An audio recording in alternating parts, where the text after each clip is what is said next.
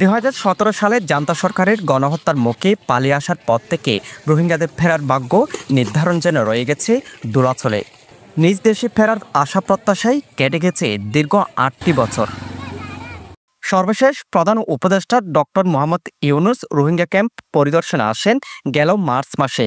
সাথে ছিলেন জাতিসংঘের মহাসচিবও। সে সময় তিনি রোহিঙ্গাদের নিজ দেশে ফেরার ইঙ্গিত দিলেও বরং গত 1-1.5 বছরের মাথায় লাখের অধিক রোহিঙ্গা অনুপ্রবেশ করে।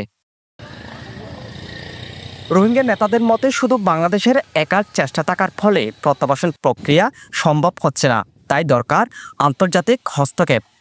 বাংলাদেশের গভর্নমেন্ট যা আছে হিবাইয়ে বেশা বেশি জায়গা মাঝে কোশিশ করছে একখান দেশে কোশিশ করানো দ্বারা ইয়ান সাকসেস নর 2 নম্বর মাঝে ইন্টারন্যাশনাল লেয়ারে যদি মিলিয়রে বাংলাদেশের সরকারে মিয়ানমার মাঝে যেভাবে জনতা সরকার আছে এবার তোর হত্যা প্রত্যাবাসন কোনোদিন নইব যতদিন নাকি মিয়ানমার মাঝে গভর্নমেন্ট উড়ি নয় মগর এমতি যাইতি হন আর মন দেখা যায় না হইজু আর তো কথা আমার রাইলে আর দাওরু আর দেশের কথা আমার একটা না হরি এ মগবাগে মারত ধর রক্ষা করে তো আর যদি এখন যাই দিতে গেলে এখন এটা হুকুমত নাই, এখন মগবাগির বলে ওই হুকুমত তো আর এখন যাইলে আর অত তো মারিব লাগবে। এখন গ্রহণম মাঝে আছিল ইটার আরে আরখানার মিয়া অর্ণর জুলুঙ্গর ইটার আরে এন্ডিল্লা জুলুঙ্গর দে তারা তাই নেওয়ার বান আর জনুসাইড এখন ডাবল গিয়ে গো তারাল্লা জোর রোহিঙ্গা আছে তারা বাসি বাসি করে দে খেলা মিলিটারি জান্ডা লইরে আরকান আর্মি লই মিলিয়রে প্রথম আর 2017 আর দা আছে জনুসাইড গুজে বাজ্যা ফুরা দিদি নিয়ে আলাই দি ফেলাই। রোহিঙ্গারা আরও বলছে মিয়ানমারের কোনো বাহিনী বা সংস্থার মাধ্যমে প্রত্যাবাসনে তারা বিশ্বাসী নয়। সেক্ষেত্রে প্রত্যাবাসন নিয়ে কাজ করা আন্তর্জাতিক সংস্থার উপস্থিতির মাধ্যমে সমাধান চায় তারা। আর মাইসে গভর্নমেন্ট থাকিলে হতা হইতে জুটইব, বাংলাদেশের গভর্নমেন্টের হতা হইতে জুটইব। গভর্নমেন্ট নাই দেখে তল্লা হেডে মিলিটারি আরকান আর্মি গভর্নমেন্টের বই থেকে অর্ডার করতে মিয়ানমার গভর্নমেন্ট বই থেকে দুনুয়া মিলিটারি গভর্নমেন্ট বাংলাদেশের গভর্নমেন্টে যাইরে বর্মার গভর্নমেন্টের হতা হইরে রিপার্টিশন ওই বললা প্রত্যাবাসন ওই বললা তিনবার পর্যন্ত তারা এটা আইরে আড়ালে কিছু ডিসকাস করছিল। হ্যাঁ ওইটা আর গরি নেওয়ার দিকে হলে বর্মার মধ্যে গভর্নমেন্ট নাই দিয়ে তোলা প্রত্যাবাসন নদ। প্রায় 14 লাখ রোহিঙ্গাদের নিরাপত্তায় কাজ করছে এফবিএন। এই কর্মকর্তার মতে আগের তুলনায় অনেকটা কমে এসেছে অপরাধের প্রবণতা, তাই মাদক নির্মূল সহ সকল অপরাধ নিধনে কাজ করে যাচ্ছে তারা। যেহেতু অল্প জায়গায় অনেক লোক বসবাস করে তো নানান রকম সমস্যা এটা বাংলাদেশের প্লেনল্যান্ডেও থাকে, আমাদের এখানেও আছে। এখানে বলতে রোহিঙ্গা জনগোষ্ঠীর মধ্যেও আছে।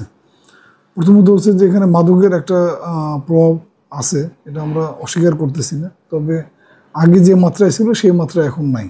মাদকের রুটটা তারা চেঞ্জ করছে বর্তমান সরকারের একটা সিদ্ধান্তের কারণে।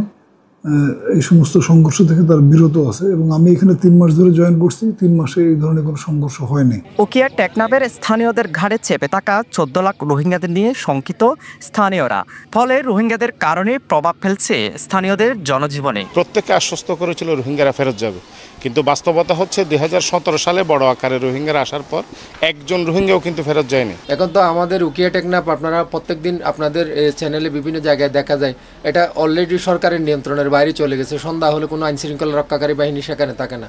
আমরা চাই একজন এলাকাবাসী হিসেবে রোহিঙ্গারা কোনো সম্মেলন বুঝি না, তারা তাদের দেশে ফেরত যাক। স্থানীয়দের মতে আর কোনো আশার বাণী নয়, প্রকৃত অর্থে এবার প্রত্যাবাসন প্রক্রিয়া শুরু হোক, যা থেকে মুক্তি পাবে এদেশের মানুষ। আমাদের তো প্রধান প্রত্যাশা হচ্ছে তারা তাদের দেশে ফেরত যাক, কিন্তু এই সম্মেলন এই কথাবার্তা এত কিছু না বলে কার্যকর কোনো পদক্ষেপ এই পর্যন্ত আমাদের চোখে পড়ে না। এই কার্যকর পদক্ষেপ না নিয়ে এই শুধু সম্মেলন শুধু আশার বাণী শুনিয়ে তো লাভ নেই। এদিকে রোহিঙ্গা প্রত্যাবাসন স্বপ্নে আজ থেকে 3 দিনব্যাপী কক্সবাজারে শুরু হয়েছে আন্তর্জাতিক সম্মেলন। কথা রয়েছে প্রধান উপদেষ্টার উপস্থিত থাকারও। রোহিঙ্গা প্রত্যাবাসনে প্রচেষ্টা আছে শরণার্থী কমিশনেরও, তাই সম্মেলন ঘিরে প্রত্যাবাসনের আশার আলো দেখছে তারা। অন্য ব্যক্তিবর্গ যোগদান করবেন এবং রোহিঙ্গাদেরকেও সেখানে এবং আমাদের স্থানীয় প্রতিনিধিরও সেখানে অংশগ্রহণ করবেন।